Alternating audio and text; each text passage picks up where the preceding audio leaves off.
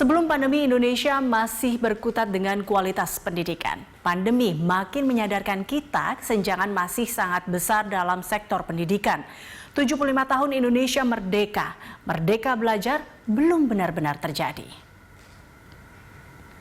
15 hari berselang setelah Presiden Joko Widodo mengumumkan kasus pertama positif corona di Indonesia, Kementerian Pendidikan dan Kebudayaan mengeluarkan surat edaran tentang pembelajaran online dan kerja dari rumah.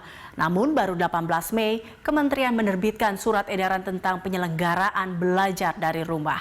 Artinya, selama sekitar 2 bulan, Satuan Pendidikan Usia Dini, Dasar, dan Menengah melaksanakan pembelajaran jarak jauh atau PJJ tanpa petunjuk pelaksanaan dan petunjuk teknis.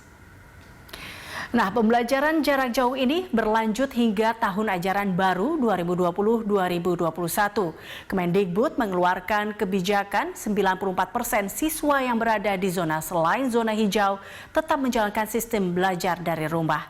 Namun masalahnya PJJ bias wilayah. Catatan Kemendikbud pada 2020 di Indonesia masih ada 31,8% daerah yang belum tersentuh jaringan internet dan 7,1% yang belum menikmati listrik.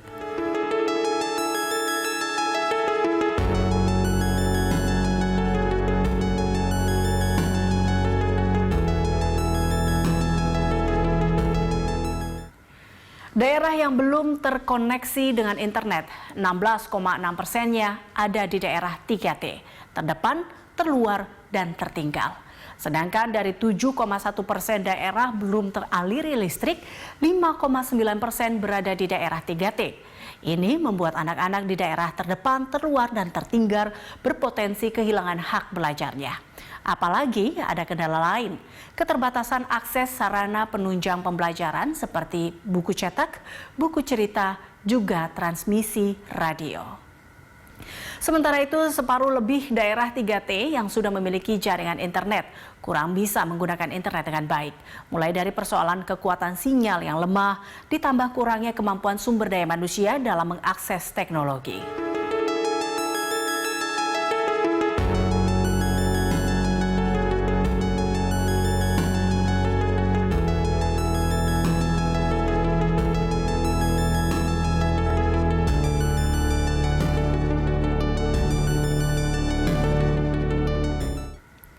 Ketimpangan pembelajaran jarak jauh yang terjadi selama pandemi di daerah 3T tergambar dari studi penilaian cepat yang dilakukan Yayasan Wahana Visi Indonesia pada Mei lalu.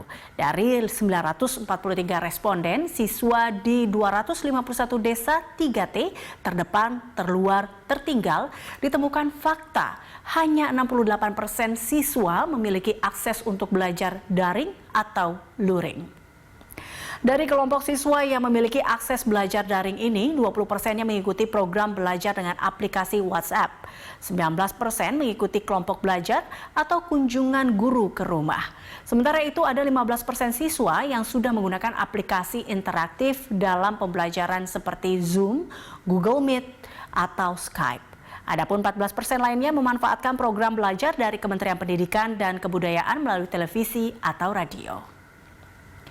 Namun proses belajar 68% siswa di daerah terdepan, terluar, tertinggal masih menghadapi persoalan. Sebanyak 37% siswa mengaku tidak bisa mengatur waktu belajar. 30% siswa sulit memahami pelajaran dan 21% tidak bisa memahami instruksi guru. Tantangan lebih berat muncul karena ada 32% siswa di daerah tertinggal yang tidak memiliki akses sama sekali dalam PJJ, baik untuk belajar luring, apalagi daring.